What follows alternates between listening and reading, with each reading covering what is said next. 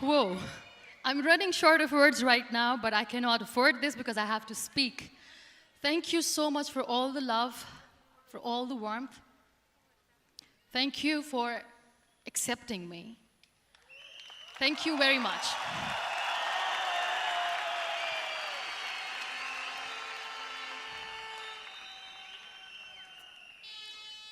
Well, I always start my talk with a disclaimer. And that disclaimer is that I've never claimed to be a motivational speaker. Yes, I do speak, but I feel more like a storyteller because wherever I go, I share a story with everyone. Well, it is a story of a woman whose perfectly imperfect life made her who and what she is today. It's the story of a woman who, in pursuit of her dreams and aspirations, made other people realize that if you think that your life is hard and you're giving up on that because you think your life is unfair, think again. Because when you think that way, you are being unfair to your own self.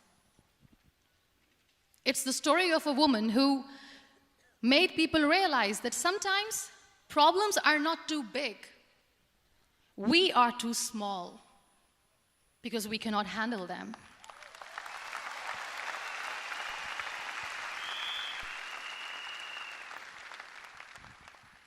It is the story of a woman who with time realized that real happiness doesn't lie in success, money, fame.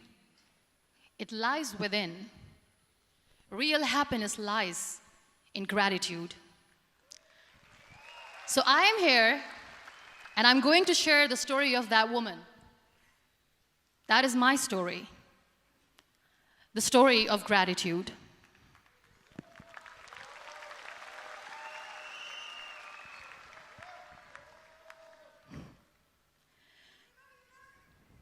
I love you too. I love you all. I believe in the power of words. Many people speak before they think. But I know the value of words. The words can make you, break you, they can heal your soul, they can damage you forever. So I always try to use the positive words in my life wherever I go. They call it adversity, I call it opportunity. They call it weakness, I call it strength. They call me disabled, I call myself differently abled. They see my disability. They see my disability, I see my ability. There are some incidents that happen in your life, and those incidents are so strong that they change your DNA. Those incidents or accidents are so strong that they break you physically. They deform your body, but they transform your soul.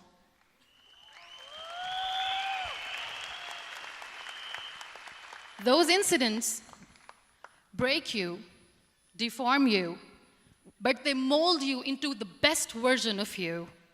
And the same thing happened to me. And I'm going to share what exactly happened to me. I was 18 years old when I got married. And this thing I'm sharing for the very first time on an international level. I was 18 years old when I got married. I belonged to a very conservative family, a Baloch family, where good daughters never say no to their parents. My father wanted me to get married. And all I said was, if that makes you happy, I'll say yes. And of course, it was never a happy marriage. Just about after 2 years of getting married, about 9 years ago, I met a car accident. Somehow my husband fell asleep and the car fell in the ditch. He managed to jump out, saved himself. I'm happy for him. But I stayed inside the car and I sustained a lot of injuries. The list is a bit long. Don't get scared. I'm perfectly fine now. Radius ulna of my right arm were fractured. The wrist was fractured. Shoulder bone and collarbone were fractured. My whole rib cage got fractured. And because of the rib cage injury, lungs and liver were badly injured. I couldn't breathe. I lost urinary bowel control. That's why I have to wear the bag wherever I go. But that injury that changed me and my life completely as a person and my perception towards living my life was the spine injury. 3 vertebrae of my backbone were completely crushed, and I got paralyzed for the rest of my life. So this accident took place in a far-flung area in the outskirts of a very small province, Balochistan, where there was no first aid, no hospital, no ambulance. I was in the middle of nowhere in that toppled car. Many people came to rescue. They gave me CPR. They dragged me out of the car. And while they were dragging me out, I got the complete transection of my spinal cord. And now there was this debate going on. Should we keep it here? She's going to die. Where should we go? There is no ambulance. There was this 4-wheeler Jeep standing in the corner of the street. They said, put her in the back of the Jeep and take her to the hospital, which is 3 hours away from this place. And I still remember that bumpy ride. I was all broken. They threw me at the back of the Jeep and they rushed me to the hospital. That is where I realized that my half body was fractured and half was paralyzed. I finally ended up in a hospital where I stayed for 2.5 months. I underwent multiple surgeries. Doctors have put a lot of titanium in my arm. There's a lot of titanium at my back to fix my back. That's why people in Pakistan call me the Iron Lady of Pakistan.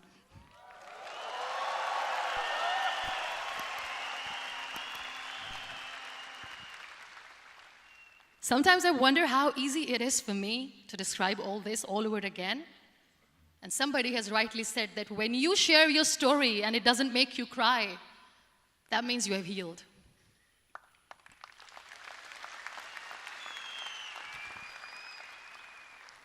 Those 2.5 months in the hospital were dreadful. I will not make up stories just to inspire you. I was at the verge of despair. One day, doctor came to me and he said, well, I heard that you wanted to be an artist, but you ended up being a housewife. I have a bad news for you. You won't be able to paint again because your wrist and your arm are so deformed, you won't be able to hold a pen again. And I stayed quiet.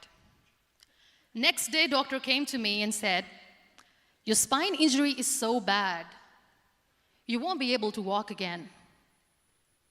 I took a deep breath and I said, it's all right. The very next day, doctor came to me and said, because of your spine injury and the fixation that you have in your back, you won't be able to give birth to a child again. That day, I was devastated. I still remember, I asked my mother, why me? And that is where I started to question my existence. Why am I even alive? What's the point of living? I cannot walk, I cannot paint, fine, I cannot be a mother. And we have this thing in our heads, being women, that we are incomplete without having children. I am going to be an incomplete woman for the rest of my life. What's the point? People are scared. They think I will get divorced. What is going to happen to me? Why me? Why am I alive? We all try to chase this tunnel.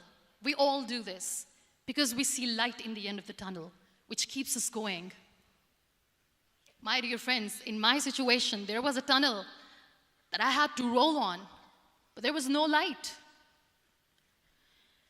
And that is where I realized that the words have the power to heal the soul. My mother said to me, this too shall pass. God has a greater plan for you. I don't know what it is, but He surely has.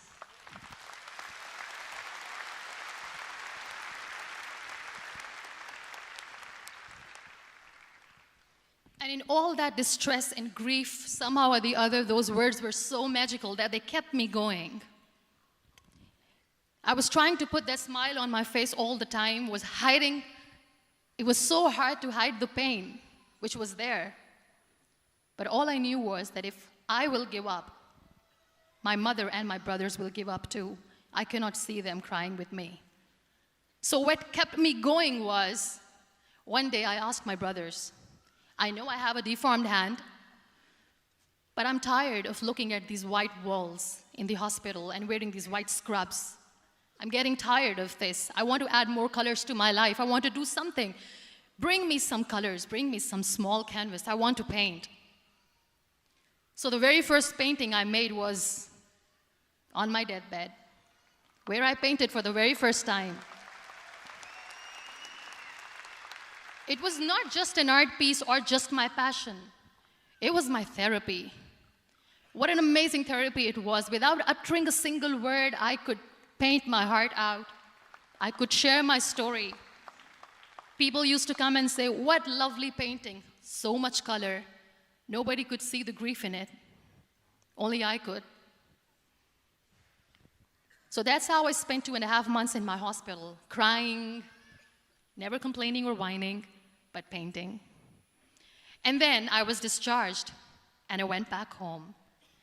And I went back home, and I realized that I have developed a lot of pressure ulcers on my back and on my hip bone. I was unable to sit. There were a lot of infections in my body, a lot of allergies. So doctors wanted me to lie down on the bed straight for not 6 months, for not 1 year, for 2 years. I was bedridden, confined in that one room, looking outside the window, listening to the birds chirping, and thinking maybe there will be a time when we'll be going out with the family and enjoying the nature.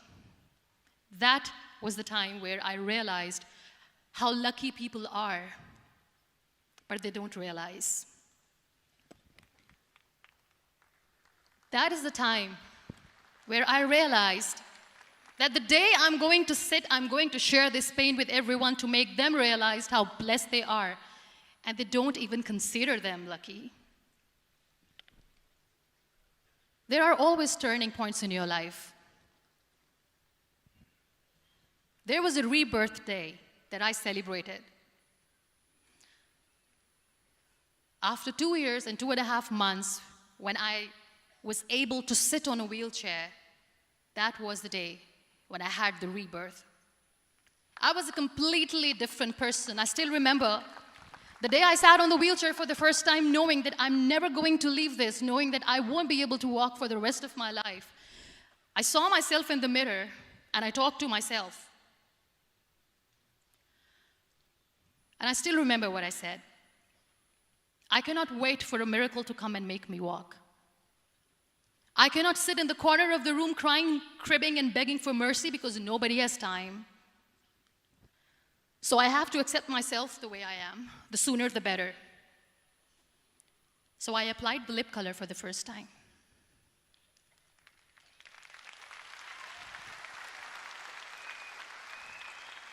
And I erased it. And I cried. And I said, what am I doing? A person on a wheelchair should not do this. What will people say? Clean it up. Put it again. This time I put it for myself, because I wanted to feel perfect from within.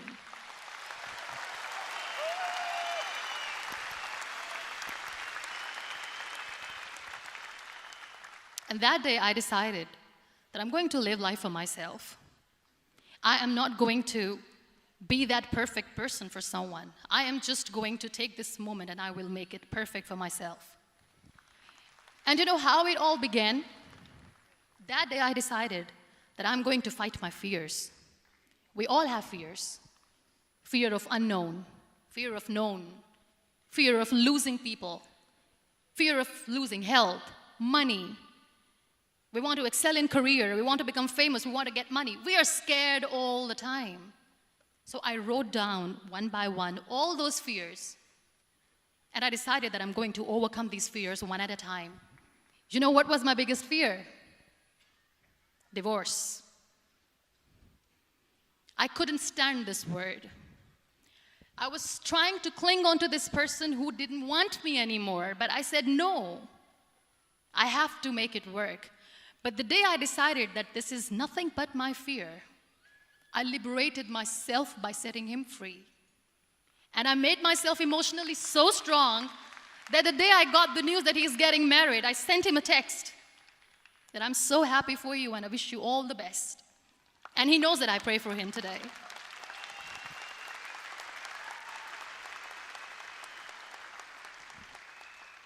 My biggest fear, number 2, was I won't be able to be a mother again. And that was quite devastating for me. But then I realized there are so many children in the world, all they want is acceptance. So there is no point of crying, just go and adopt one. And that's what I did.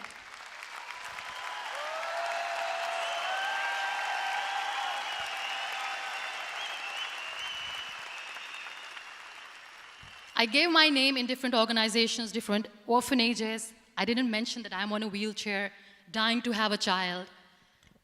So I just told them that this is MUNIBA MAZARI and she wants to adopt a boy or girl, whatsoever, but I want to adopt a kid. And I waited patiently. 2 years later, I got this call from a very small city in Pakistan. I got a call and they said, "Are you MUNIBA MAZARI? There is a baby boy and would you like to adopt?" And when I say yes, I could literally feel the labor pain. I said, yes, yes, I am going to adopt him. I am coming to take him home.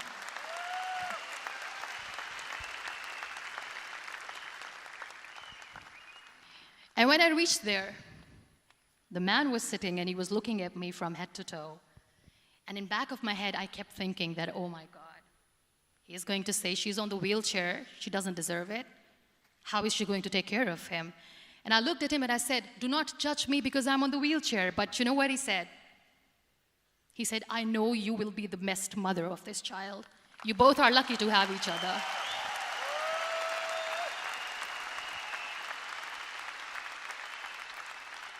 And that day, I was 2 days old, and today he's 6.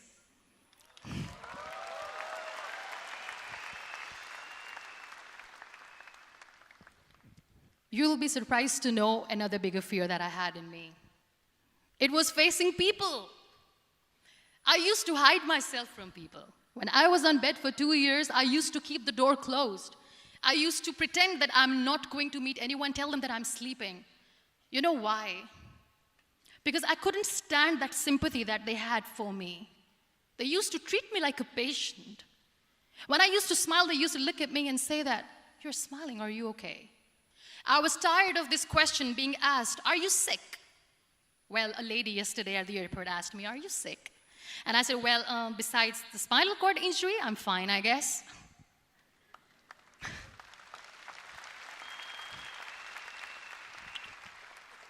But those are really cute questions. They never used to feel cute when I was on the bed.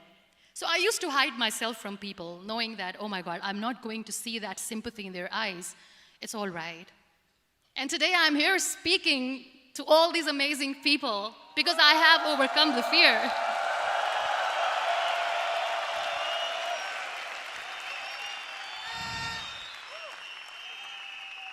You know, when you end up being on the wheelchair, what's the most painful thing? That's another fear that people on the wheelchair or the people who are differently abled have in their hearts, but they never share. I'll share that with you. The lack of acceptance. People think that they will not be accepted by the people because we, in the world of perfect people, are imperfects.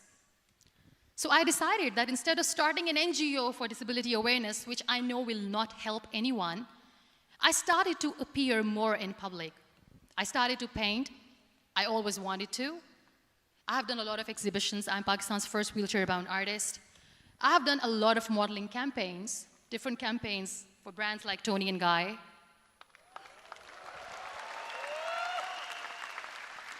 I have done some really funny, breaking the barriers kind of modeling. There was this one by the name Clown Town where I became a clown because I know that clowns have hearts too.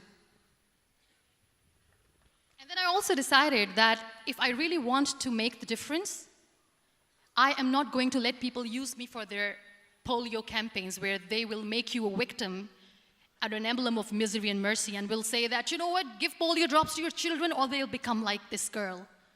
I decided that I'm going to join the national TV of Pakistan as an anchor person. And I've been doing a lot of shows for the last 3 years.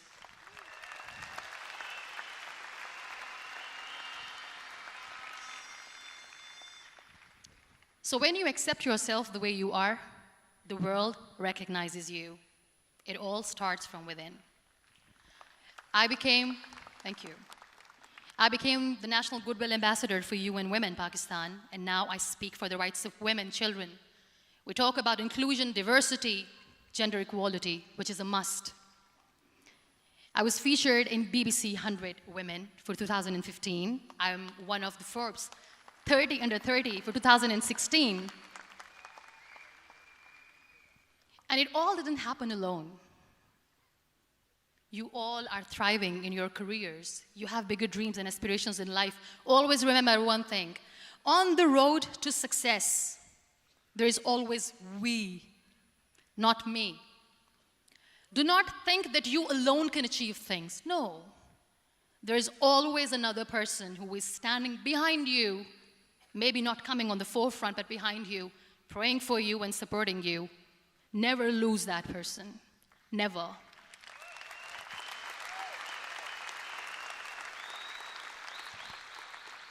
No matter how much I say that I couldn't find a hero, so I became one, I still want to recognize those 3 people in my life who literally changed my life completely, and I get inspiration from them every single day.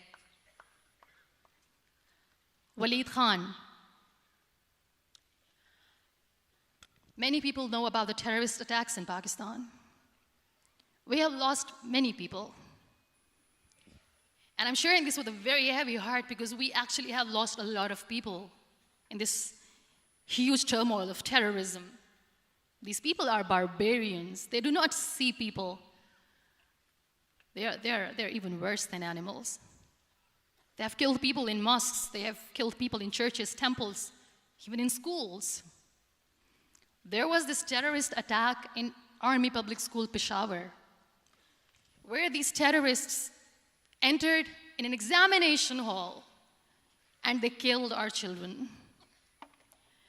And in that attack, that day, this beautiful boy, Waleed Khan, who was my hero, my real life hero, was the proctor who was taking care of the students, was keeping an eye on the students.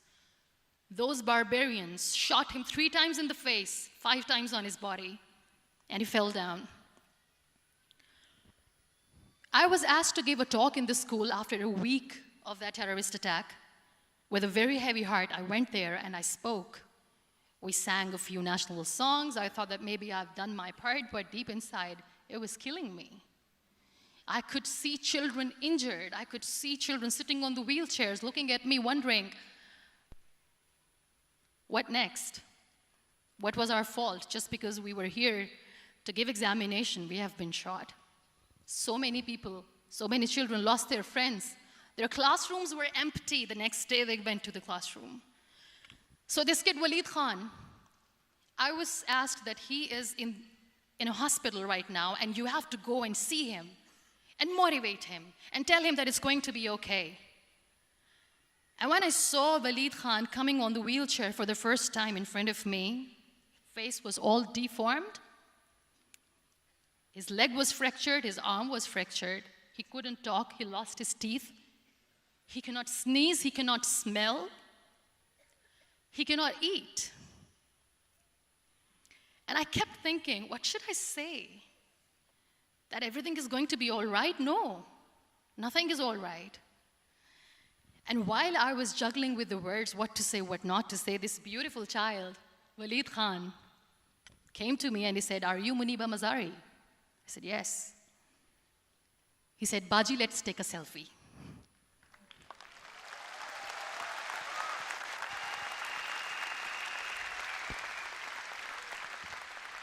And with that beautiful, toothless smile of Waleed Khan, we took that beautiful selfie that I still have with me. I don't share that here because he was in a very bad shape that time. And that is where I realized that when I was thinking too much about his deformities, he's happy with himself. He doesn't even care. Because today he goes in the same school, and when somebody asks him that what happened to your face, why so many scars, you know what he says? "These scars are my medals and I wear them with pride."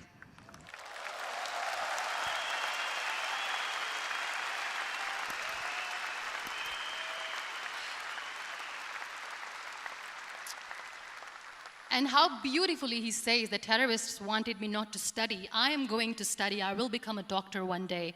And this is my way of taking revenge from those terrorists.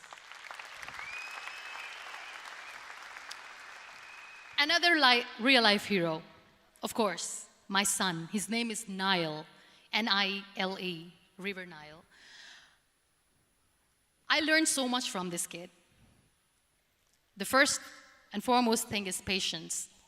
How to be patient when you know that your mother cannot walk, when you know that your mother is different from the other women, when you know that your mother cannot go out and play with you, how to stay calm. He loves football. And when we got the very first football, he was 4 years old. He was super excited. I still remember he came in the room and he said, "Mom, let's play football." And he kept the ball in my feet. And he said, "Let's kick it." And that day I felt disabled. I said, "I cannot kick the ball." And I was down with the same face. He looked at me and he said, "Well, that's all right. Your legs are not working, but your hands do. Let's play catch the ball."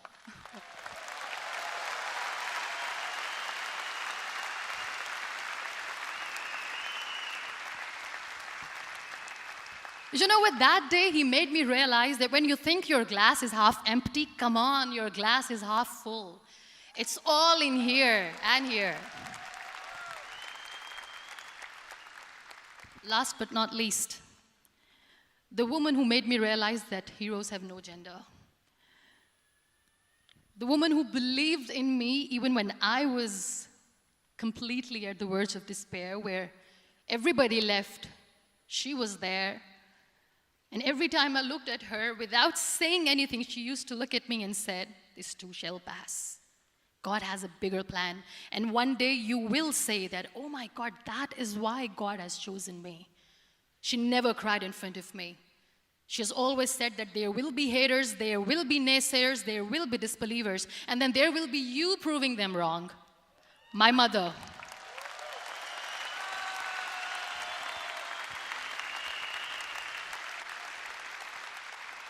Whatever I am today, I'm nothing without her. I'm nothing without her. Thank you, Mama. I wish you were here. Thank you for making me who I am today.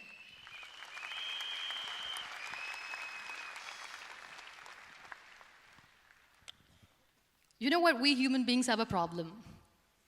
Out of many problems, there is one more, and this is a self-created one. We always expect ease from life. We have this amazing fantasy about life. This is how things should work. This is my plan. It should go as per my plan. If that doesn't happen, we give up.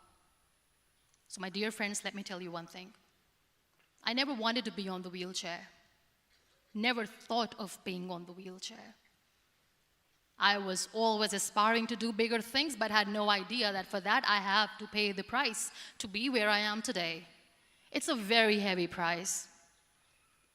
This life is a test and a trial, and tests are trials are never supposed to be easy. So when you are expecting ease from life, and life gives you lemons, then you make the lemonade, and then do not blame life for that, because you were expecting ease from a trial.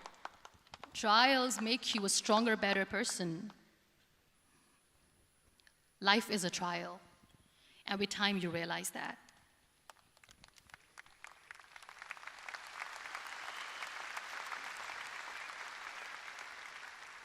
It is okay to be scared. It is okay to cry. Everything is okay, but giving up should not be an option.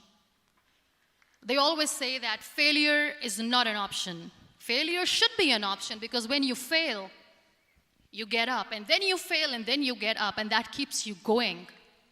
That's how humans are strong.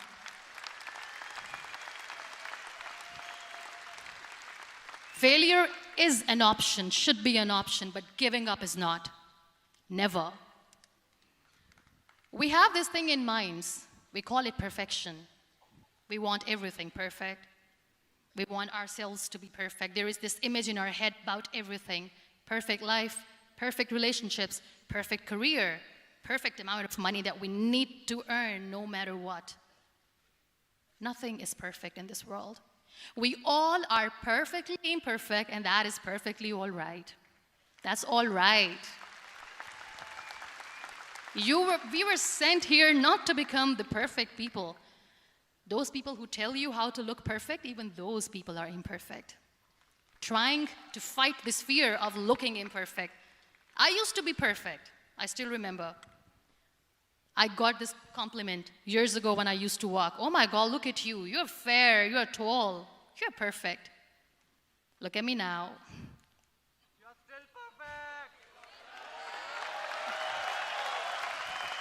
Only the perfect eyes can see that. Only the perfect eyes will see that.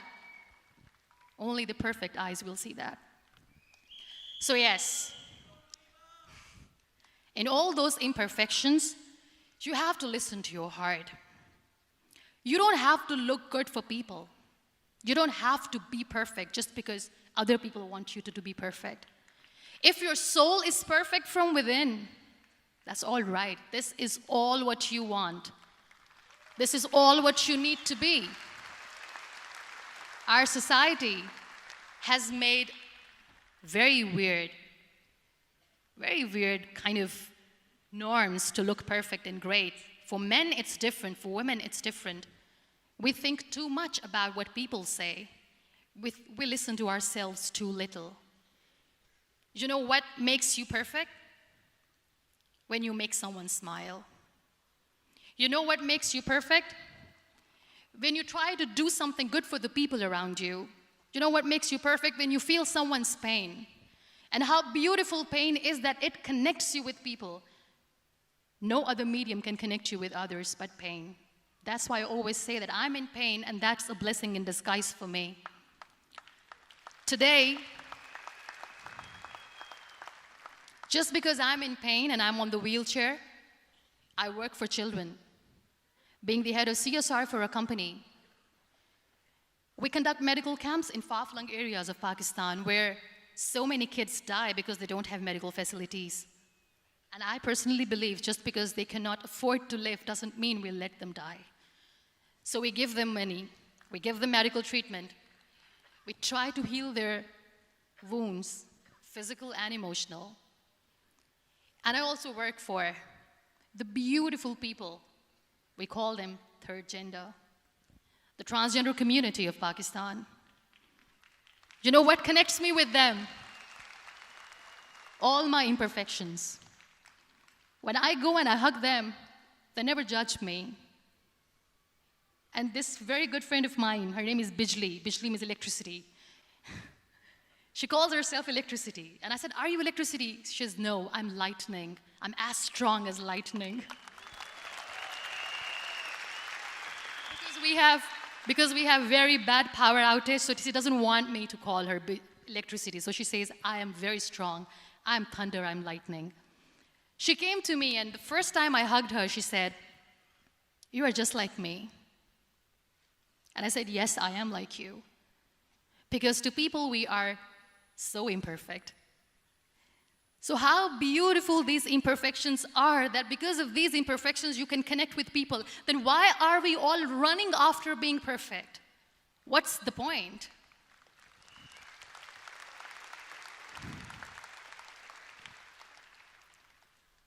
Every time I go in public, I always smile. There's always a big toothy smile on my face, and people ask me, don't you get tired of smiling all the time? What's the secret?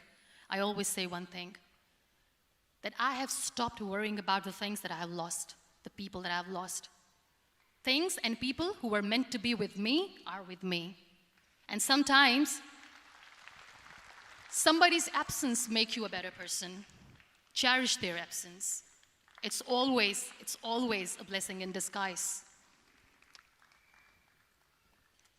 I always say that people are so lucky they don't even realize. You must be thinking, okay, you're lucky in what sense? Well, the breath that you just took was a blessing.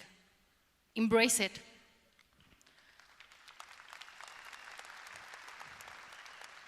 There are so many people in the world who are dreaming to live a life that you are living right now. You have no idea. Embrace each and every breath that you are taking. Celebrate your life. Live it. Don't die before your death. We all die.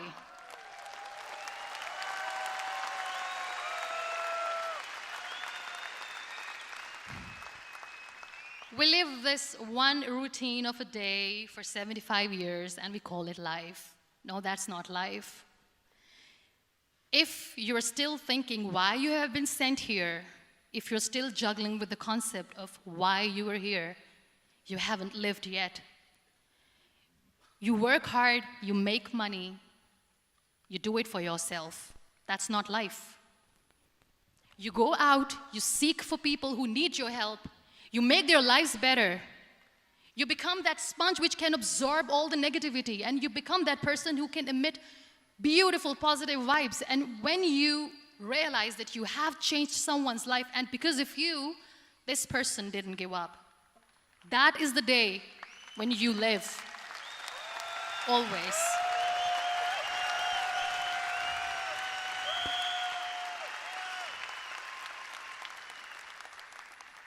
We were talking about gratitude, why I smile all the time.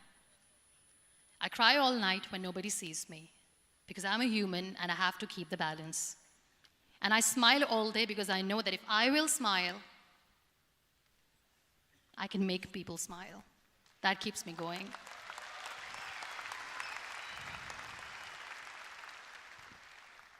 Be grateful for what you have, and you will always, always end up having more.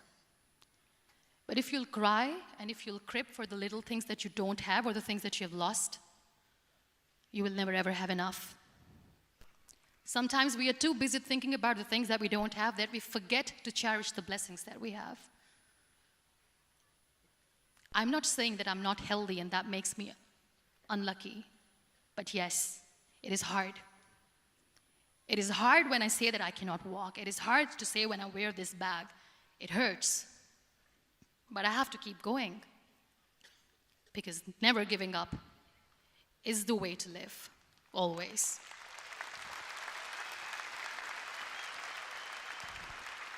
So I'll end my talk on a very short note. Live your life fully. Accept yourself the way you are. Be kind to yourself. Be kind to yourself. I'll repeat, be kind to yourself, and only then you can be kind to others. Love yourself and spread that love. Life will be hard. There will be turmoils, there will be trials, but that will only make you stronger. Never give up. The real happiness doesn't lie in money or success or fame. I have this all, I never wanted this. Real happiness lies in gratitude. So be grateful, be alive, and live every moment. Thank you so much, everyone. Thank you.